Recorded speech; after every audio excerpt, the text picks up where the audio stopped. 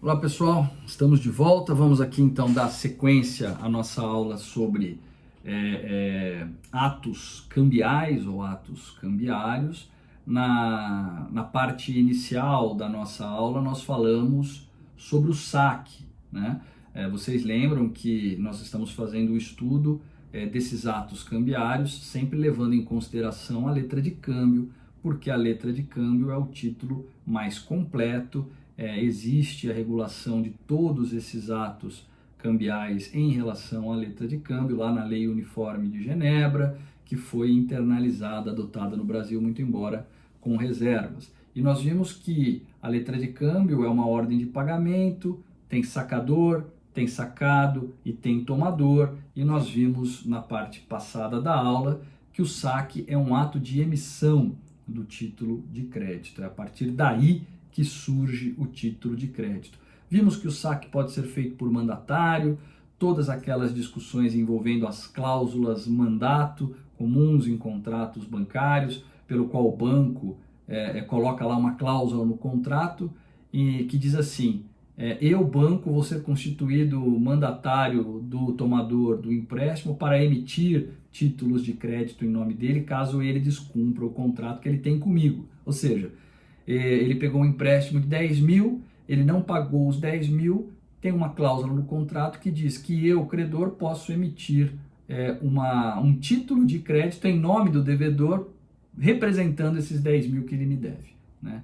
Então, evidentemente, é uma situação que parece um pouco estranha, desequilibrada, e por isso aquela jurisprudência do Superior Tribunal de Justiça, súmula 60 do STJ, dizendo que esta obrigação cambial assumida pelo procurador do mutuário vinculado ao mutuante no seu exclusivo interesse não seria válida, né? Seria nula. Discutimos também a questão da nulidade, se ela existiria em contratos empresariais também. Eu sustentei que não, porque uma coisa são contratos de consumo, regulados pelo Código de Defesa do Consumidor, onde uma cláusula dessa, sem dúvida nenhuma, é considerada uma cláusula abusiva e que desequilibra as relações contratuais de maneira muito intensa.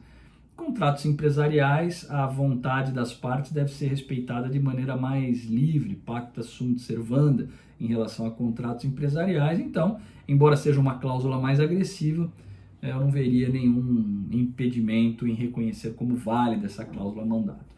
Todavia, fizemos essa discussão, estamos só relembrando. Vimos também a questão do título ser emitido ou sacado em branco ou de maneira incompleta. Ele pode ser preenchido tranquilamente, desde que seja feito de boa fé, no momento de executar, no momento de protestar, é que ele tem que estar completo, conforme súmula 387 do STF, ok? Então vamos avançar agora para o estudo do aceite.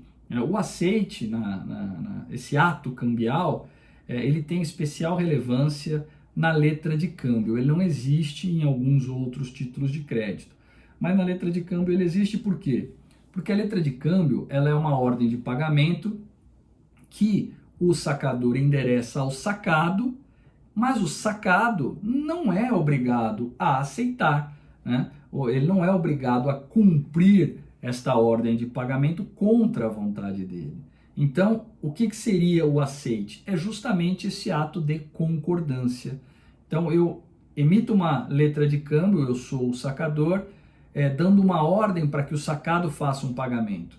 O sacado tem que colocar o aceite dele para que ele, então, se torne o devedor daquela letra de câmbio, tá? Então, é por meio do aceite que o sacado se torna o devedor principal. Se ele recusar o aceite, quem se torna devedor principal? O sacador. Então, o sacado só se torna devedor principal a partir do momento em que ele aceita aquela ordem de pagamento que foi sacada, ok? Então, vejamos então e deixemos bem claro que na letra de câmbio o aceite é sempre facultativo, ou seja, o sacado ele não é obrigado a aceitar, a cumprir a ordem.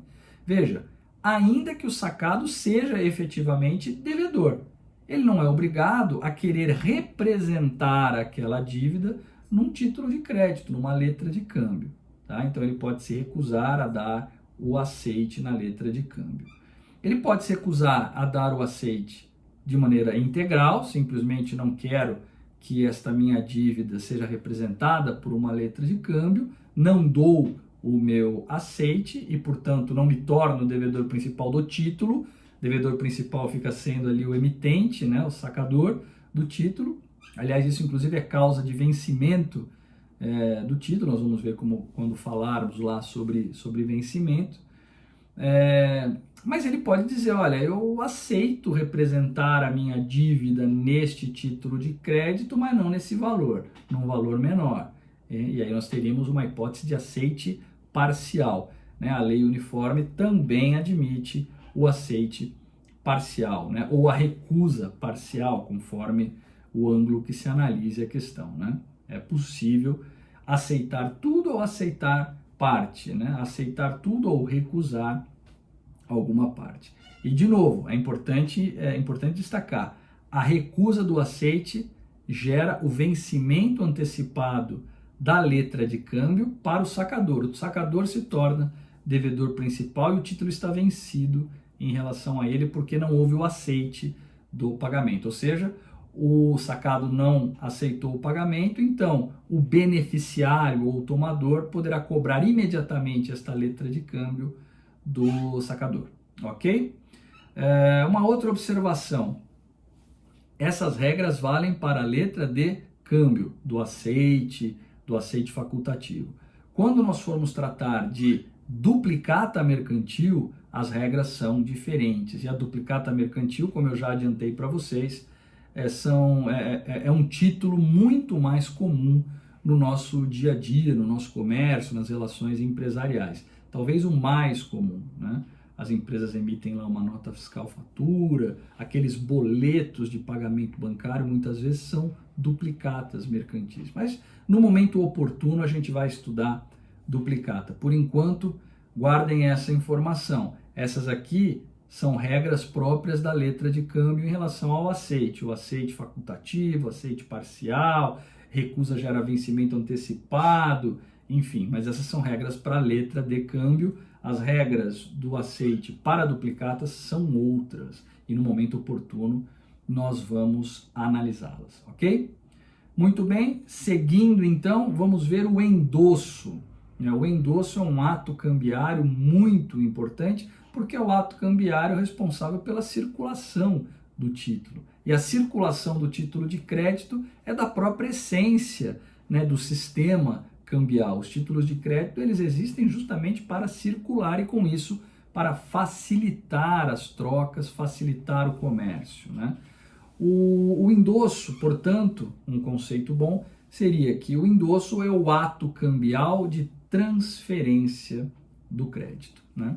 Em razão do endosso ou em razão do regime cambial, melhor dizendo, facilita-se a circulação do crédito representado pelo título. Nós vamos ver o porquê, né?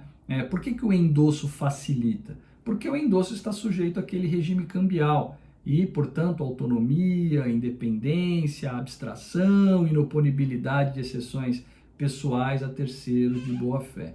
Eu fico tranquilo de ser endossatário porque eu tenho segurança de que o crédito representado por aquele título ele existe para mim, independentemente de qualquer defeito que tenha havido em qualquer dessas outras relações cambiais anteriores, ok? Inoponibilidade, exceção pessoal a terceiro de boa-fé, independência e abstração das relações cambiais, ok? Bom, quando se fala em endosso, nós temos aí duas figuras importantes, o endossante e o endossatário, né? E nós vamos então estudar quem é endossante, vamos estudar quem é endossatário, mas considerando que o nosso vídeo já começa, e que esta parte da aula, né, já começa a chegar no tempo necessário ou no tempo suficiente para que a gente faça o nosso intervalo, eu vou complementar o estudo do endosso na terceira parte da nossa aula. Vamos então fazer agora um intervalinho, fiquem pensando aí no endosso, tomem um café e daqui a pouco a gente volta com a continuação da nossa aula, ok? Então, vejo vocês daqui a um pouquinho. Até já!